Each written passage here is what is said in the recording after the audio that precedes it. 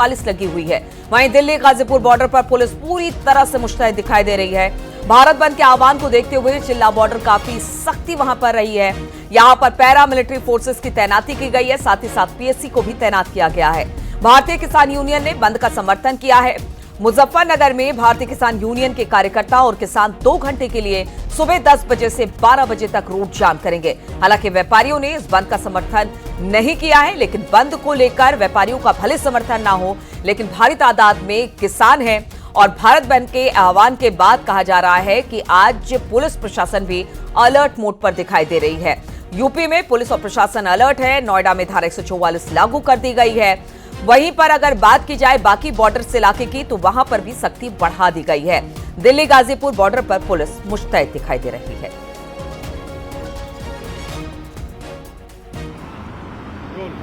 संयुक्त किसान मोर्चा और ट्रेड यूनियन के आह्वान पर आज भारत बंद का आह्वान किया गया।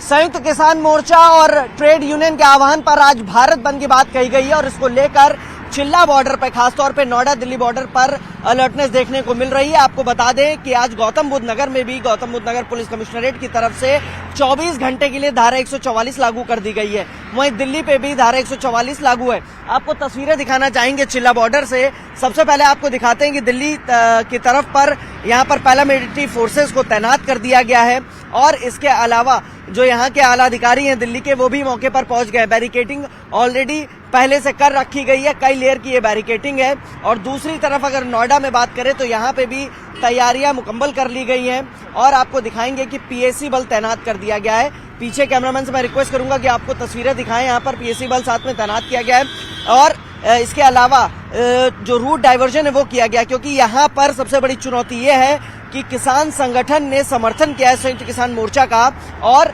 आह्वान की बात की है, भारत बंद के समर्थन की बात की है। यहाँ पर भी किसान लंबे वक्त से प्रदर्शन कर रहे हैं और अपनी मांगों को लेकर बैठे हुए हैं। आपको बता दें कि यहाँ के जो किसान हैं उनकी मांगों को लेकर वो करीब 2 महीने से प्रदर्शन कर रहे हैं, लिहाजा उन्होंने इस संयुक्त किसान मोर्चा के आह्वान का समर्थन किया है और इसके साथ साथ भारतीय किसान यूनियन टिकैत ने भी समर्थन किया। लिहाजा वो सड़कों पर उतरेंगे और लोगों से लगातार अपील भी कर रहे हैं कि इस भारत बंद का आह्वान का समर्थन करें।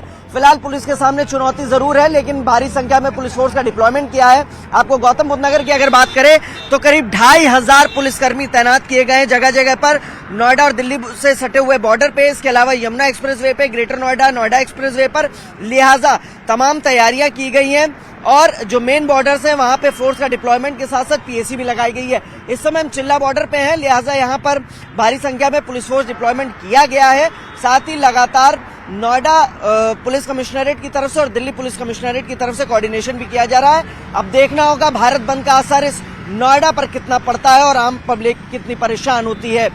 कैमरामैन चंदन पटवाल के साथ हिमांशु शुक्ला, न्यूज 18 नोएडा। और किसान आंदोलन पर सरकार और किसानों के बीच तीसरे दौर की बैठक भी सकारात्मक माहौल में हुई। करीब 5 घंटे चली बैठक में किसानों ने सरकार के आगे अपनी मांगे रखी, जिस पर सरकार ने विस्तार से चर्चा की। दोनों पक्षों के बीच अगले दौर की बैठक रविवार को शाम 6 बजे एक बार फिर से होगी। केंद्रीय कृषि मंत्री अर्जुन मुंडा ने किसानों को शांतिपूर्ण ढंग से समाधान ढूंढने का भरोसा दिया है।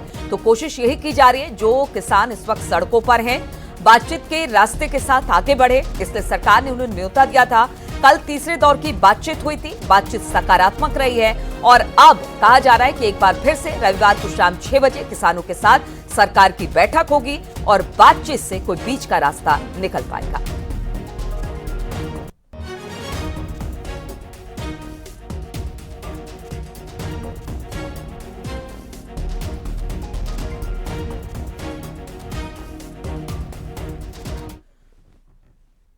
तो सरकार के साथ तीसरे दौर की बातचीत सकारात्मक रही और इसके बाद अब किसान नेता बातचीत की जानकारी किसानों को देंगे। इसके बाद आगे की रणनीति पर चर्चा की जाएगी।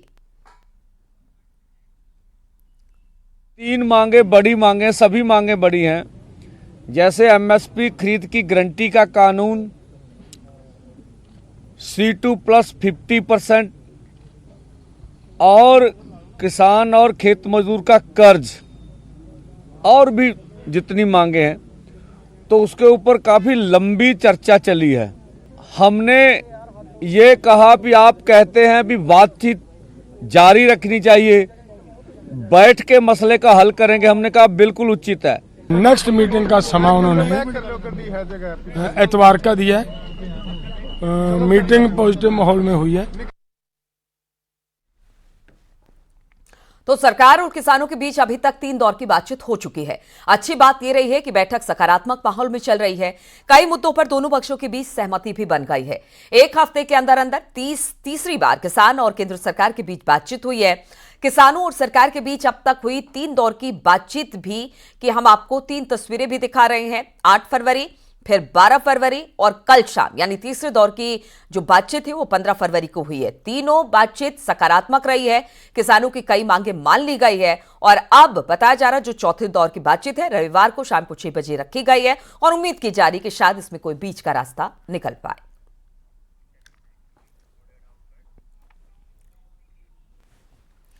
और सरकार और किसानों के बीच अभी तक 3 दौर की बातचीत हो चुकी है। अच्छी बात यह है कि बैठक सकारात्मक माहौल में चल रही है। कई मुद्दों पर दोनों पक्षों के बीच सहमति बन गई है। दोनों पक्षों के बीच चौथे दौर की बैठक रविवार को शाम 6 बजे चंडीगढ़ में होनी है। तो हम तस्वीरें 4 दिखा रहे हैं आपको। 8 फरवरी, 12 फरवरी, 15 फरवरी और अब चौथे दौर की बातचीत 18 फरवरी रखी गई है। खास तौर पर किसान संगठन के नेताओं को तो बुलाया गया है। पंजाब के नुमाइंदे, जो पंजाब सरकार के नुमाइंदे हैं, वो भी इस चौथे दौर की भी बातचीत में शामिल होंगे और बताया जा रहा है कि इन 3 बातचीत अब तक हो चुकी है और चौथे दौर की जो मीटिंग हो रही है उसमें बताया जा रहा है कि कुछ परिणाम निकलकर सामने आ जा सकते हैं, जब किसानों की मांगे सरकार निकाल सकती है या कोई बीच का रास्ता सरकार निकाल सकती है। और किसान आंदोलन पर मुख्तार अब्बास नकवी ने आरोप लगाया कि कुछ लोग अपने स्वार्थ के लिए किसानों को गुमराह कर रहे हैं।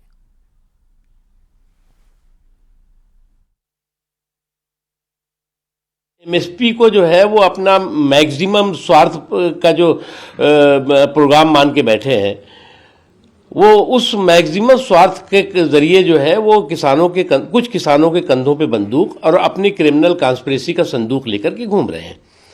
और वो जो है वो उन कुछ किसानों को गुमराह करके, वो लोग भी जानते हैं अच्छी तरह कि इस सरकार ने जहां आत्मनिर्भर कृषि हो वहीं आत्मनिर्भर कृषक हो, इस संकल्प के साथ काम किया। और अब बात करते हैं सीएम योगी के दौरे की। तो आज प्रयागराज के दौरे पर सीएम योगी रहने वाले हैं। शाम को 4 बजे वो Rajendra Prasad national law university के उद्घाटन समारोह में शिरकत करने वाले हैं। सुप्रीम कोर्ट के चीफ जस्टिस DY चंद्रचूड़ कार्यक्रम में मुख्य अतिथि होंगे। सीएम योगी इसके बाद अधिकारियों के साथ बैठक भी करेंगे। सीएम संगम की रेती पर चल रहे माघ मेले का भी स्थलीय निरीक्षण आज कर सकते हैं। तो मुख्यमंत्री का प्रयागराज का दौरा है। प्रयागराज में कई कार्यक्रम है जिसमें मुख्यमंत्री आज शामिल होंगे।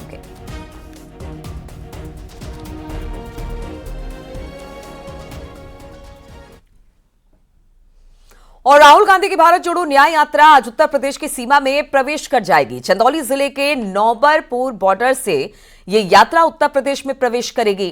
राहुल गांधी सैयद राजा के नेशनल इंटर कॉलेज में दोपहर 3 बजे जनसभा को भी संबोधित करेंगे। भारत जोड़ो न्याय यात्रा को लेकर अजय राय का बड़ा बयान सामने आया है। अजय राय ने कहा कि स्वामी प्रसाद मौर्य और पल्लवी पटेल इस यात्रा में शामिल होंगे। अखिलेश यादव भी राहुल गांधी की यात्रा में शामिल होंगे। प्रियंका गांधी भी उत्तर प्रदेश में प्रवेश के समय यात्रा में शामिल हो सकती है।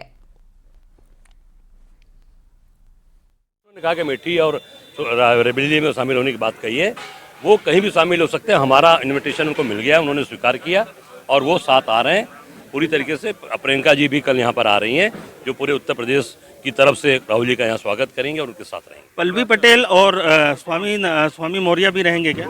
निश्चित तौर से उनको भी दिया गया सूचना। पल्लवी पटेल जी को, स्वामी प्रसाद मौर्य जी को, अखिलेश जी को, सभी लोग इसमें शामिल होंगे।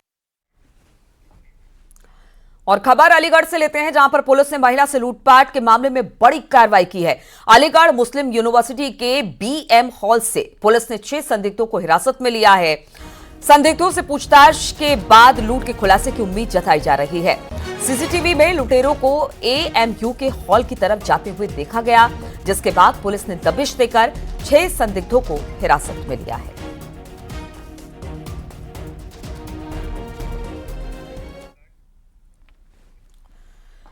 और लखनऊ में एक मॉल में युवक युवतियों में मारपीट हो गई। इसका वीडियो सामने आया। टॉनिक बार के बाहर कुछ युवक युवती आपस में भिड़ गए।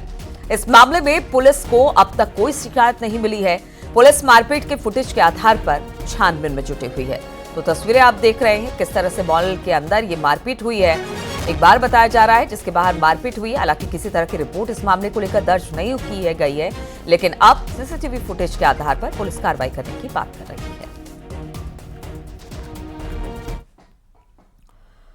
और खबर नोएडा से, जहां पर मामूली विवाद में एक युवक ने अपनी महिला मित्र की हत्या कर दी और फिर खुद भी फांसी लगाकर जान दे दी। आपको बता दें कि मथुरा की रहने वाली शालिनी और अमन एक दूसरे को 4-5 सालों से जानते थे। 14 फरवरी को कई बार फोन करने पर शालिनी ने कॉल का जवाब नहीं दिया, जिससे नाराज अमन ने पीजी पहुंचकर शालिनी की हत्या कर दी और खुद अपने फ्लैट में फांसी लगाकर जान दे दी। थाना सेक्टर 58 क्षेत्र के नवादा गांव का ये मामला बताया जा रहा है।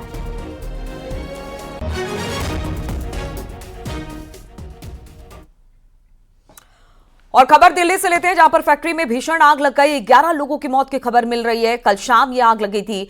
पेंट की फैक्ट्री बताई जा रही है। आग में करीब 4 लोग झुलस गए हैं, जिनकी हालत इस वक्त बेहद खराब है और उनकी हालत नाजुक है। चारों को अस्पताल में एडमिट करा दिया गया है। इलाज दिल्ली के अलीपुर इलाके का ये मामला बताया जा रहा है, जहां पर पेंट फैक्ट्री में आग लगने के बाद 11 लोगों की मौत हो गई है। 4 लोग इसमें झुलस गए, जिनकी हालत बेहद गंभीर है और चारों को फिलहाल आईसीयू में एडमिट करवा दिया गया, जहां पर इनका इलाज चल रहा है। ये जो फैक्ट्री थी वो दिल्ली के अलीपुर इलाके में स्थित थी।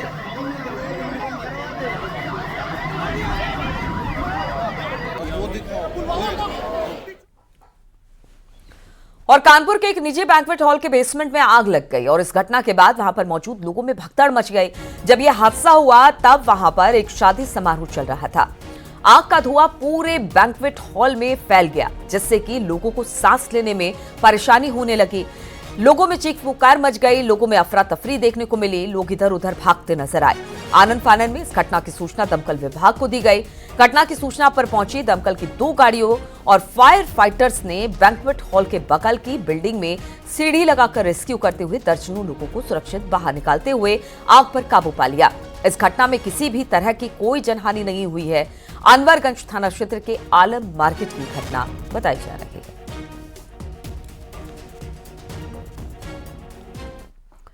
और आगरा में न्यूज 18 की खबर का बड़ा असर हुआ है। कुत्ते को मारकर शव को रस्सी से खींचने के मामले में पुलिस ने 2 आरोपी पवन और रुपेश को गिरफ्तार कर लिया है। दोनों आरोपियों के खिलाफ पशु क्रूरता अधिनियम के तहत मुकदमा दर्ज किया गया है। सिकंदरा थाना क्षेत्र का यह मामला बताया जा रहा है। कुछ दिन पहले का यह मामला था, लेकिन अब इस पूरे मामले में 2 आरोपी पवन और रुपेश को गिरफ्तार कर लिया गया है।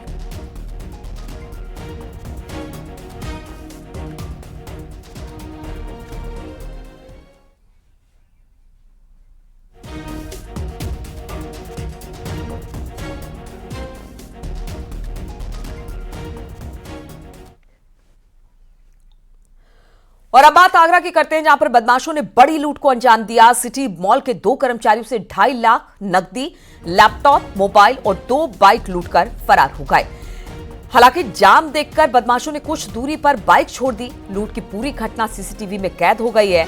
मौके पर पहुंची पुलिस ने मुकदमा दर्ज कर लिया है। यह मामला थाना सिकंदरा क्षेत्र के रुनकता की बताई जा रही है।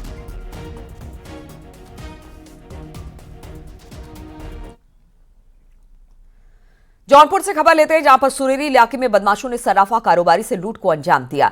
कारोबारियों की आंख में मिर्ची पाउडर झोंककर लाखों के जेवरात, कैश और बाइक लूटकर फरार हो गए। लूट के दौरान बदमाशों ने कई बार कारोबारी को गंभीर रूप से घायल भी कर दिया, यानी कई वार किए हैं कारोबारी पर, जिससे वो घायल हो गया। पुलिस के मुताबिक मिर्ची गैंग ने घटना को अंजाम दिया। जल्द आरोपियों की गिरफ्तारी की बात पुलिस कह रही है।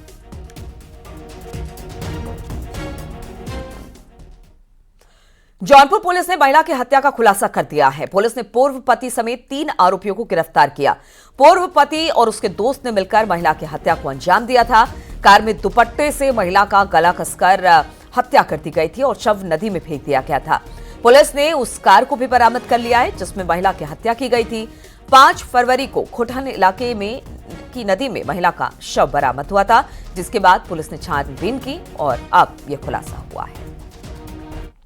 2024 को थाना कुटन क्षेत्र में तिलकीचा घाट पे एक युवती की डेड बॉडी बरामद हुई थी, जिस संदर्भ में उनके पिता श्री सुरेश यादव द्वारा उटन थाना में अंतर्गत 302 आईपीसी अभियोग पंजीकृत कराया गया था, जिसका सफल अनावरण करते हुए एसओ उटन श्री अरविंद सिंह व उनकी टीम द्वारा 3 अभियुक्तों को गिरफ्तार किया गया, जिनके नाम राहुल चौरसिया, अंकित और बबलू अग्ररी है।